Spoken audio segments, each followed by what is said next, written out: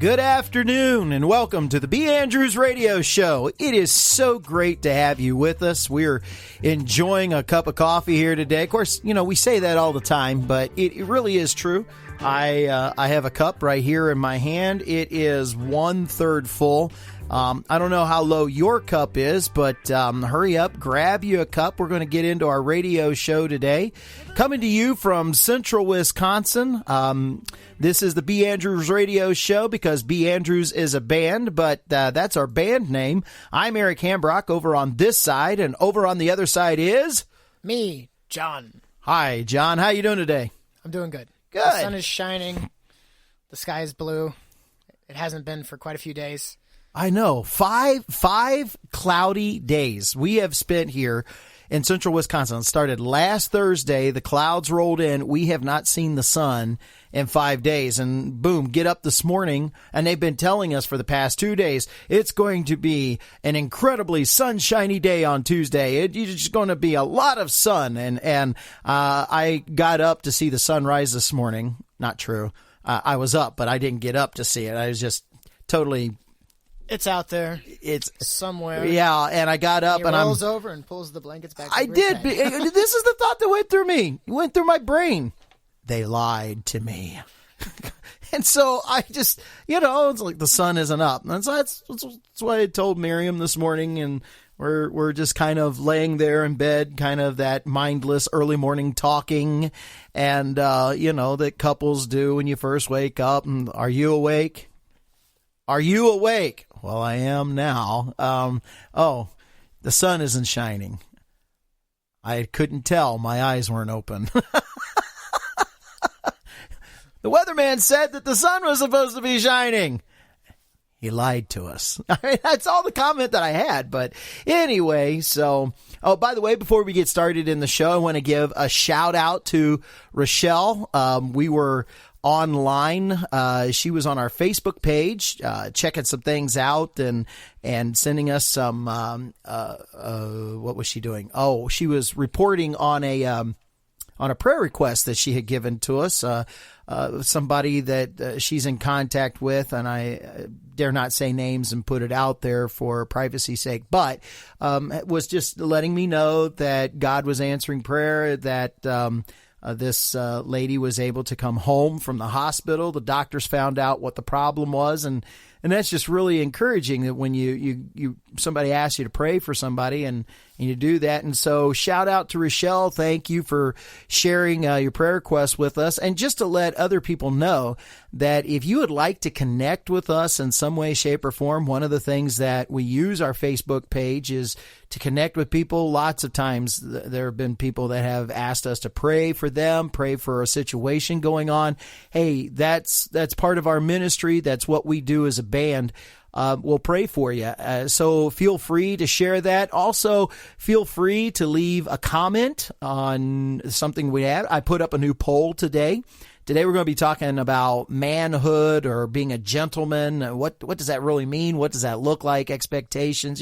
I'm not sure which direction. You and I were doing some pre-show prep. I'm not sure which direction this conversation is going to go today, but I'm just going to let it flow in whatever direction our little brains decide to go with. How's that sound?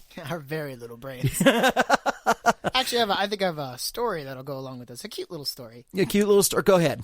Well, later. You got a story to go later in the show. So that's what we're going to be talking about today. Today we're going to be introducing. We've put together a little 1 to 2 minute serial, and we call it The Adventures of Fat Man and Bobbin. So we're going to be introducing that today. I've been putting that out on there. So if you would like to make some comments, I was just mentioning about the poll. The poll is, what does it mean to be a man? What's the mark of a man? I think is the exact thing that I put on there, is the exact wording that I used. And so go on and be a part of the group, of the B. Andrews Radio group, and you'll see that poll there, and take a poll. And if you'd like to add a category, so I only added 3 categories, so if you'd like to add a category, go ahead and do that. But you'll find us at Facebook. Go to Facebook and then look up B. Andrews, like somebody's name, first name B-E, second name Andrews, A-N-D-R-E-W-S. And leave a comment for us. Look at the poll. Go look at last go look at last issues. Actually, you wouldn't look at the issues. You would click on them and listen to the last episodes that we have been having there. And all of that started by saying I wanted to give a shout out to Rochelle, who I was talking to on IM on Facebook. So hi, Rochelle, and hope you enjoy the show. Yeah, I know. That was a really big circle. That was a big circle. We came back around. Hey, speaking of manhood, I was thinking somebody ought to do a movie and take like the greatest actors out of not adventure actors, we want to call them action heroes out of the 70s, 80s, maybe up through the 90s. There'd be the old guys now, but they knew how to do it. Take like your Arnold Schwarzenegger and take like Bruce Willis and maybe Jet Li, Chuck Norris, Steven Seagal, Jean-Claude Van Damme. I mean, could you see all those guys in one movie? There wouldn't be enough. Yes. Yes, I could. Yes, you could. I could totally see all those. Yeah, it would be an awesome movie. I mean, in fact, I'm not sure there's a screen big enough to put all those. Lundgren, that would be, oh my goodness, that would be absolutely fantastic. My TV screen was plenty big enough for it. They've already made this movie? Yeah. How come I don't know about this? Well, what movie? It's called The Expendables, and The Expendables 2, and they made two of them. Well, yeah, because like you said, there wasn't a screen big enough, so they had to, Bruce Willis had to divide into two movies. Bruce Willis, yeah. Arnold Schwarzenegger, yeah. Ha! Talk about a Johnny come. Oh, that would Eric come lately. Yeah, Johnny come late would be me. Thank you very much. You're bad at playing dumb, by the way. My bad. Okay. Yeah. So anyway, that is not, we look at what is portrayed on the big screen. We look at sometimes what's portrayed on the little screen, I guess, silver screen, big screen, TV, whatever.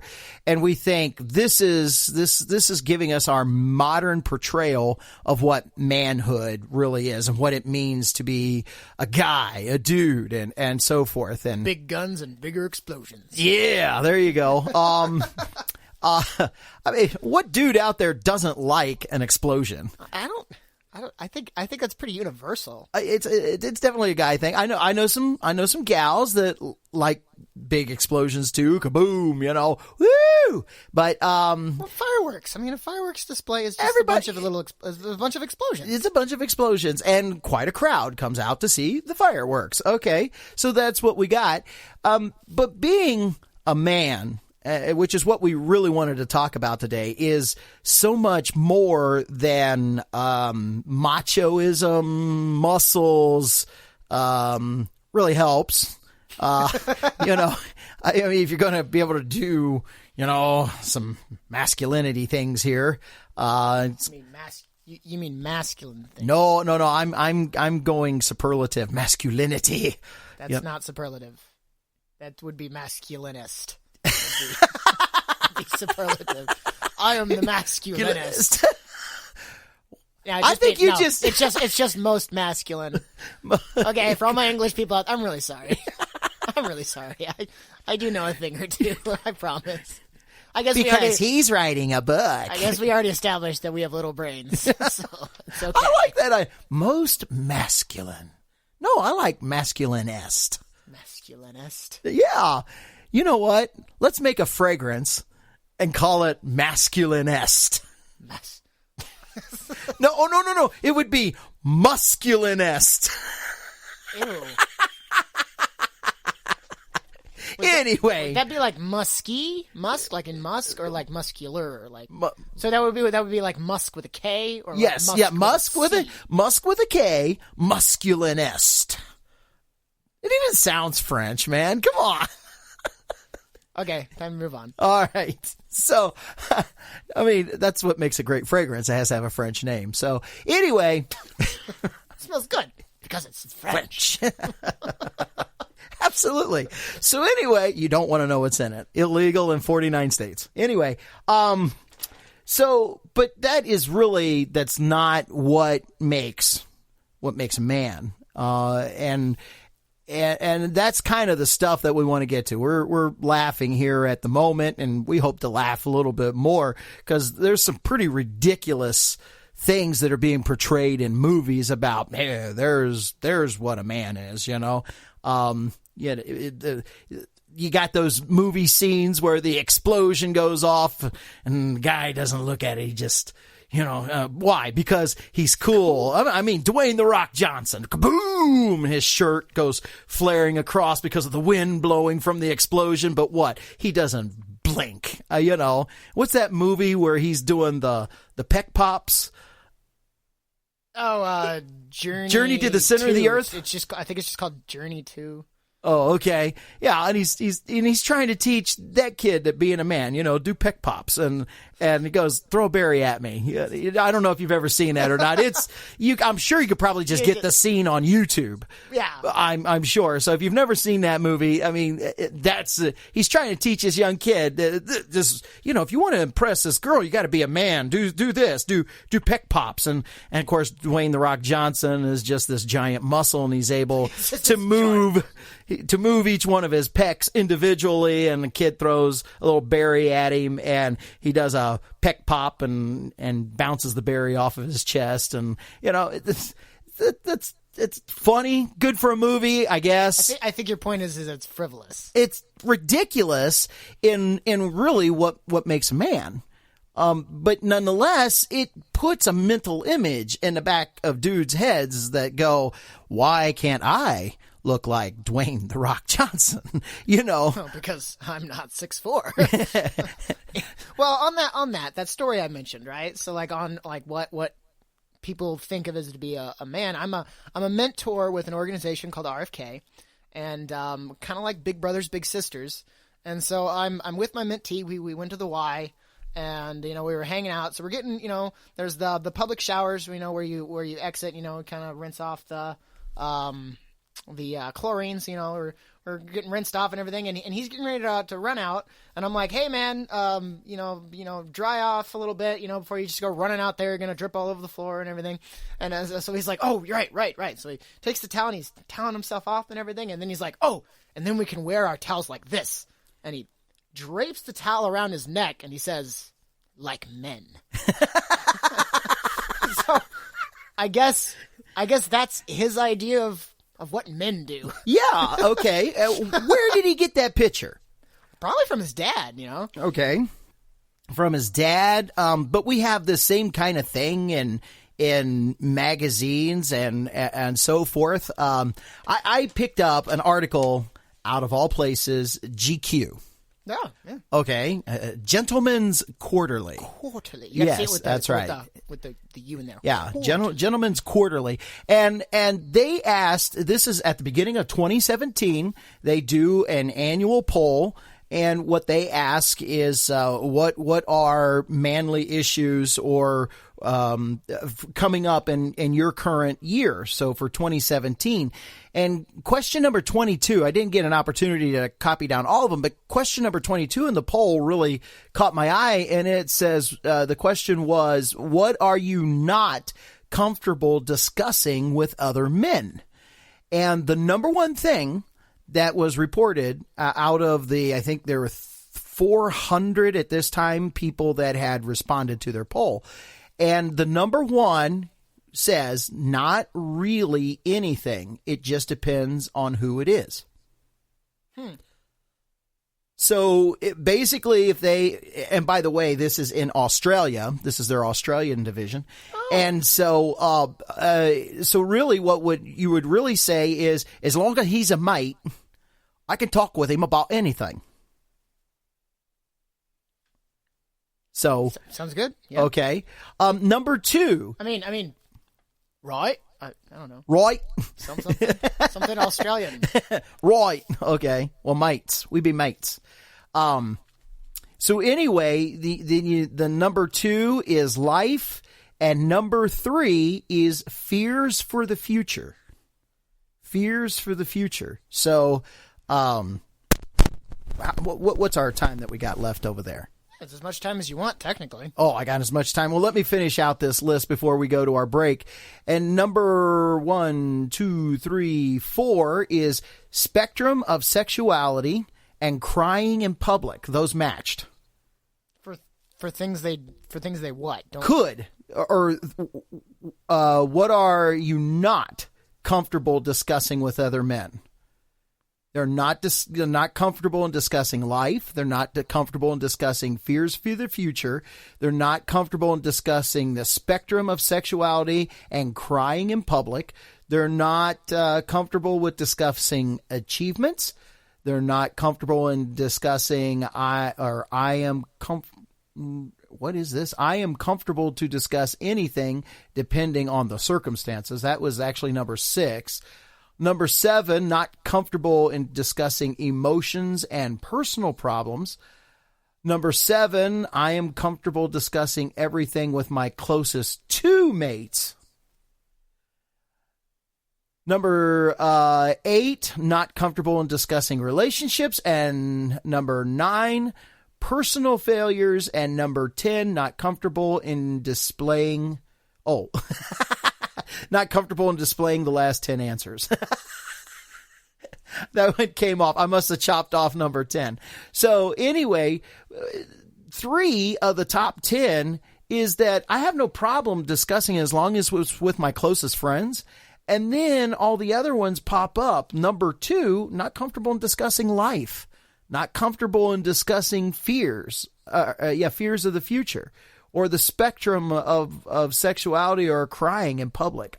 Those 2 tied. That kind of gets me. That's number 4.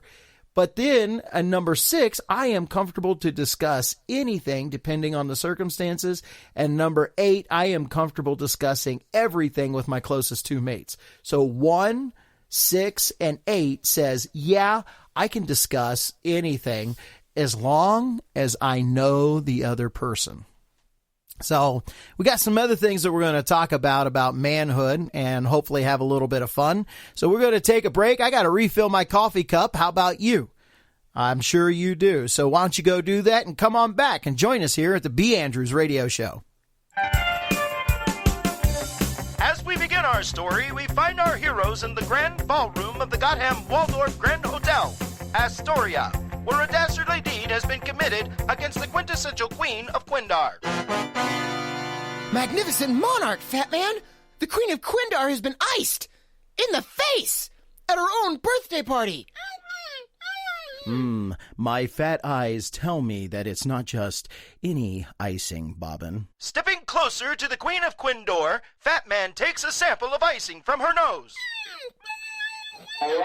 My fat processes are telling me this is no ordinary icing. This insidious icing is the work of only one supervillain, Cake Face. Creeping cupcakes, Fat Man! What are we going to do? I will need further research, Bobbin. Grab that cake for testing at our man cave.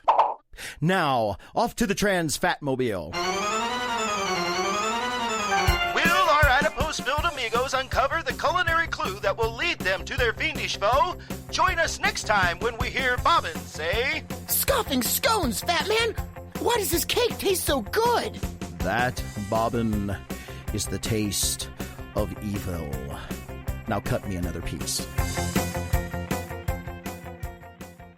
You're listening to the B. Andrews Radio Show. Welcome back to the B. Andrews Radio Show. Hope you're having some fun with us. We're having some laughs at our own expense. We're talking about what it means to be masculine, what it means to be a male in today's culture. John, you brought up a really good point. You're doing mentorship work with this young lad that you have, and his idea of what a man was taking the towel, wrapping it around his neck, and when he goes walking through the Y, he's looking like a man. And like I asked you, where did he get that particular idea? How is that picture of what being a man was like? How did that get stuck in his head? And of course, you affirmed him, I'm sure, when he said, we can wrap our towels around our necks like this. like men. And you didn't say, no, that's not being a man, right? Nope. I'm just like, oh, I was laughing. Sorry, but anyway, yeah, I was like, You weren't laughing at him. You were laughing because it was cute. oh yeah, it's super cute. And he's like men, and I'm just like, yes, like men. And you affirmed it. Yeah. And so now I guarantee you, because you affirmed that, kept that picture right back there in his mental image, that is going to be something that sticks with him for a very, very long time. That, this is how men walk around with towels. They just don't drape them over their shoulder. They right around the neck. They roll it and wrap it around their neck, because that's what men do. Men do, right? Men do that. And that right there is kind of the point where people get their mental images of what manhood is. It starts when they're a kid.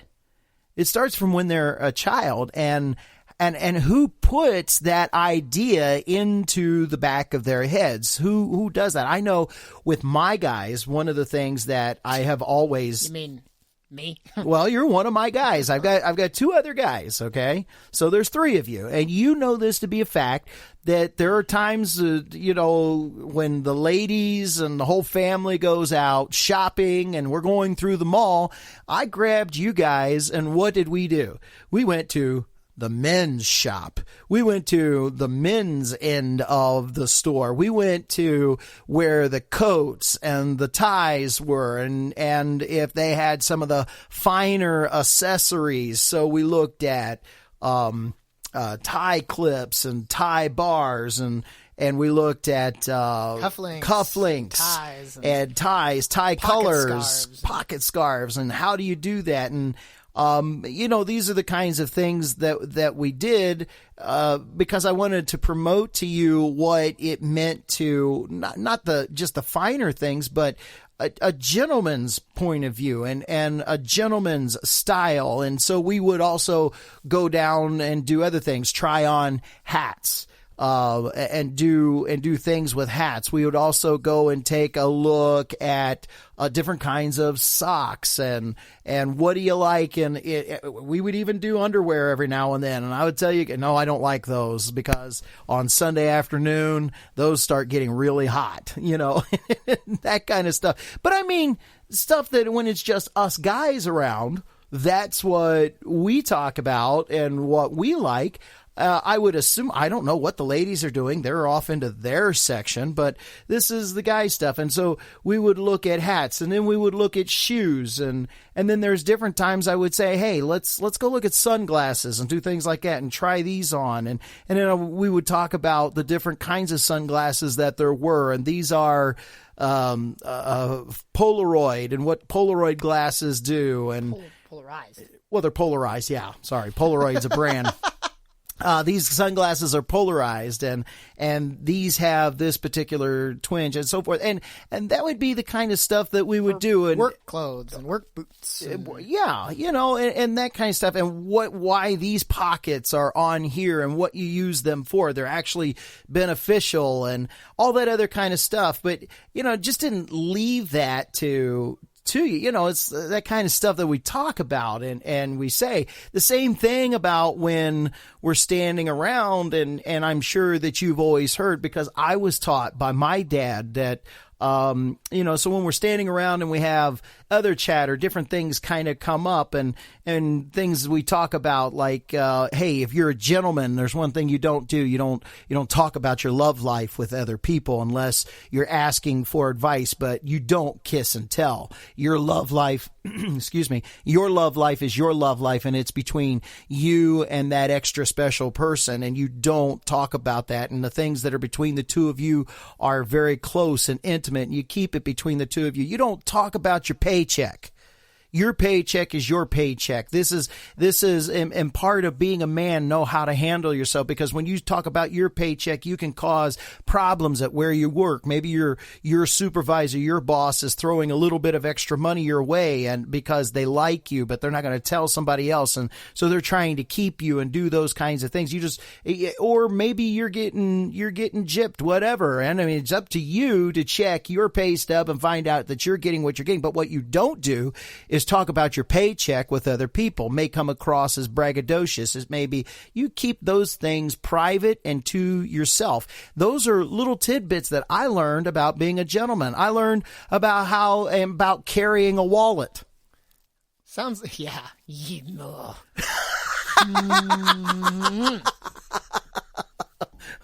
Go ahead. Sounds like. Okay, yeah. Okay, so for my whole childhood, right, it was, don't lose your wallet. You know how you don't lose your wallet? You stick it in your pocket and you leave it there. That's how you don't lose your wallet, right? That's right. These are good. That's a great manly wisdom tip. Absolutely. Anybody listening to I this. totally agree with it. Yeah. I stand by it. And he never practices I it. do too. He does not. I do too. He likes this big lapel wallet. I do. I like my lapel wallet. For those of you who may not know what a lapel wallet is, it's longer than a regular pocket wallet. And so it doesn't really fit in your back pocket very well. Where does it go? Or your front pocket. It's made for fitting in a lapel. Well, very often. In a coat. Well, that's where lapels are located. Anyway, so Mr. Guy over here doesn't always wear a jacket that has a lapel. So what does he do? He just leaves his wallet all over the place. I do not. I leave it in the vehicle. But you're not always in the vehicle. No, I'm not. And then it's like, oh my goodness, I'm writing a check and I need my wallet. It's in the vehicle. I gotta go. Hey, John, can you go grab my wallet? But I know where it is and I kept it safe and it's locked up. But it's not meant to go in my pants pocket. It's meant to go in your lapel, which you're not wearing. So you really, seeing as how you always wear pants when you go out, you should really get a regular wallet and stick it in your pocket. Well, I don't own a regular wallet and I don't have one, so I'm sorry, that rule just doesn't apply. In case you guys can't tell, this is a slight point of contention. It's really gotten on my nerves. But the way that it works, it's still okay. So we went through all of this, but what we're really talking about is we're talking about older men who have learned things in life, sharing them with younger men. My dad hands me a knife. He says a man should always carry a knife. Here it is. I sharpened it for you. I gave it to you. Boom. It wasn't until I was 39 years old that I actually started carrying a knife. And he has probably given me 3. And now it's the last one that I'm finally carrying and hanging on to. But it's not that he hasn't tried, but it's taken. You should carry a knife. You can always use a knife. That'll always come in handy. A man should carry a knife. So I've just started doing that. Well, and one of the tips he told me that I still carry around and I still tell my little sisters and everything is well, you don't cut towards yourself. That's one of the things he always harped on. Be like, here's a knife. Your mom probably won't like that I gave it to you, but here, keep this on you. Don't cut towards yourself. I know. That was one of his by the way, you know what I saw wisdom. your sister doing the other day? She was opening a box. She wasn't cutting toward herself, but her mother was on the other side and she was cutting towards her. That's something that I've told Karen because I've passed it on to it because Grandpa told me. So I told Karen, don't cut towards yourself. There you go. But the idea of men passing along things because of being older, being wiser. And I'm going to tell you right there is my definition of what a man is. A man is somebody who chases after wisdom. Because, each and every one, I can prove it to you. You ever see a person who is absolutely acting like a fool, playing the part of a fool, being a fool? The one thing that they are not being is they're not being a man. Oh, yeah. And the same thing. And next week we want to take this conversation and talk about what it means to be a lady. See, I don't feel like we're uniquely qualified for the discussion. We're going to talk about it from a man's point of view. Okay, because that's the only way that we can see it. You're going to get so much junk for that. Oh, and you know what? I hope so. We haven't been having very many people leaving us comments and so forth. So, let's just go out there and throw caution to the wind. Weren't we just talking about wisdom? Absolutely. Anyway, but that idea of being the guy that shares things with with the younger people. So take a break, come back, and let me tell you what I think is the wisest thing that we can do to be a man. Yeah, man. I got you be feeling that. It's got a great groove going on. Yeah. Got me feeling good. Got me feeling really good. Here we go.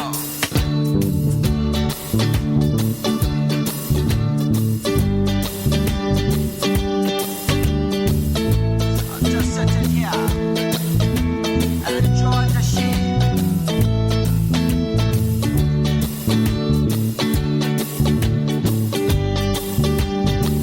How you been feeling? I've been feeling good. Sitting here, thinking about all of the good things and the things that I wish I knew. Oh yeah, I just want to take some time and say thank you, 'cause I know that all of the good things come from you. So here we go, thank you. Thank you. My Jesus, thank you. Thank you. Thank you for the good things in my life. Thank you so much. Oh yeah. Thank you, Thank you. my Jesus, thank you. Thank you. Thank you for the good things in my life.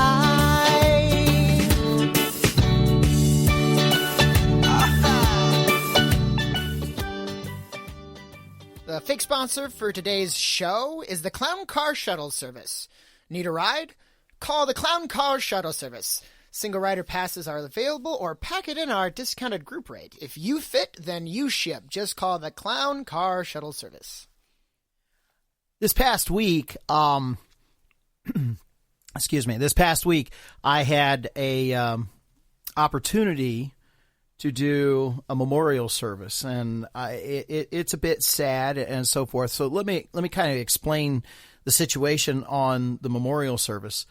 It was a 81-year-old who had passed away. Got a frog here. I had an 81-year-old that had passed away, but 20 years ago, he had walked off and had left his family. I met his three boys, the oldest of which was 32 years old, and the youngest of which was 28. So I guess he walked off 24 years ago. The youngest was 4 years old when he left, and and so forth. And these guys, they had shared that with me, that they had grown up without a dad, and that they had they really didn't know their father, who they were about to bury. We're here in central Wisconsin. They were from Missouri, but to honor him, because he was their father, they came up here, drove 9 hours to central Wisconsin from southern Missouri to pay their respects and to be a part of the memorial service. And as I looked at them, the middle son had married and had a couple of kids that were there, very young. And I felt very keen. We knew we were going to be doing this show, and so I'd already been looking into some of the things and issues, and these were kind of thoughts that were just meandering through my head at the time.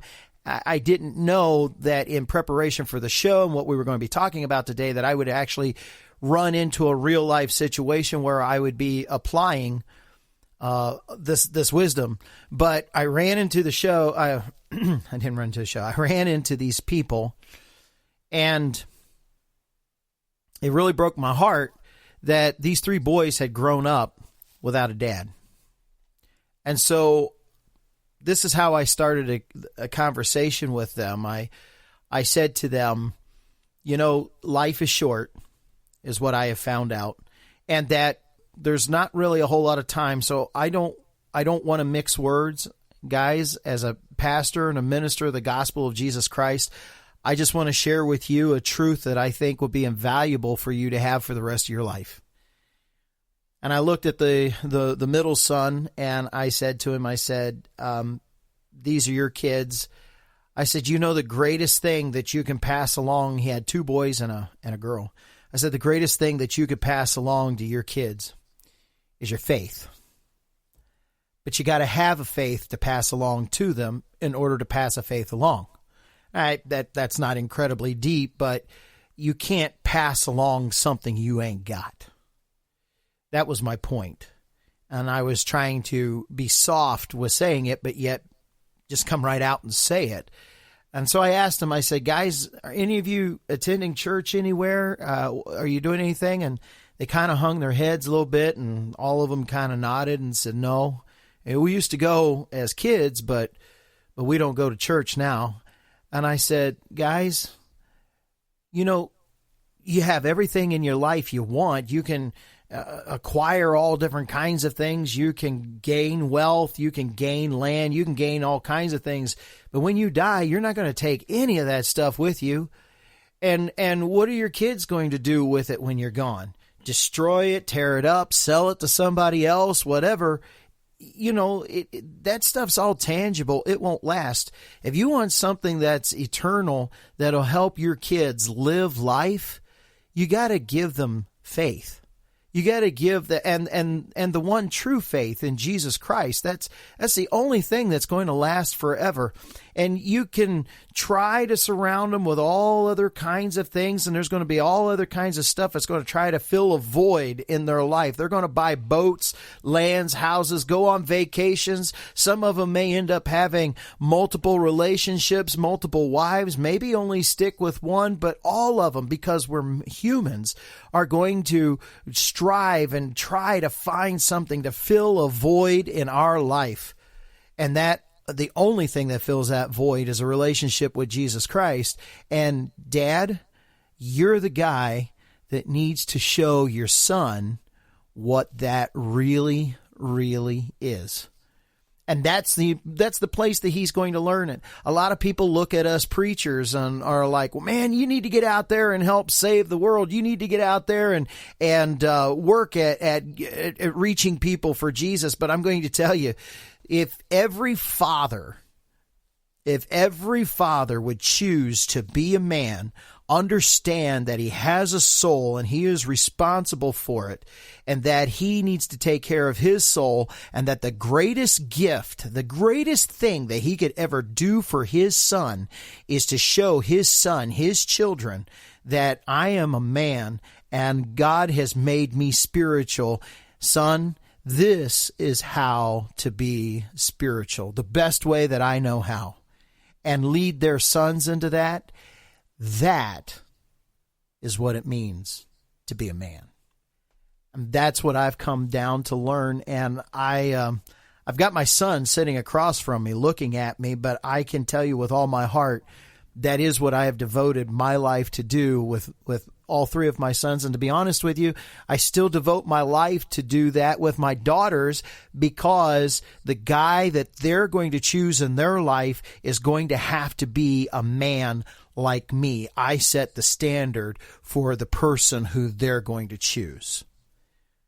Boy, I'm sure that sounds pretty heavy. I may have some people that would really disagree with me on that one, but I'll tell you what, put your disagreements down on our Facebook page. I'll be more than happy to talk with you about it. Maybe there's a blind side that I didn't see, but I'm pretty convinced of my point of view.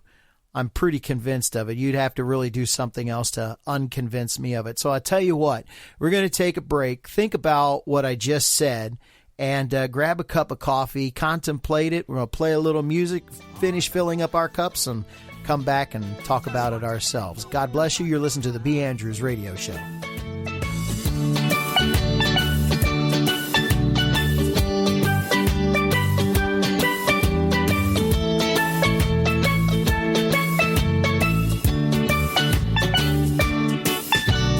Sometimes, oh, the clouds